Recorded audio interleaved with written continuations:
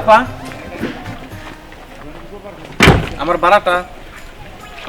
আপনি তাকে চিনেন? সে হলো এই দেশের বিখ্যাত ডক্টর। আপা সে বাংলাদেশে বিশিষ্ট ডাক্তার থাক আর যাই থাক, আপনি আমার ভাড়া করে নিয়ে আইছেন, আমার টাকাটা দেন, আমি চলে যাব। এর জন্যই মানুষ বলে যে মানুষের উপকার করতে নাই।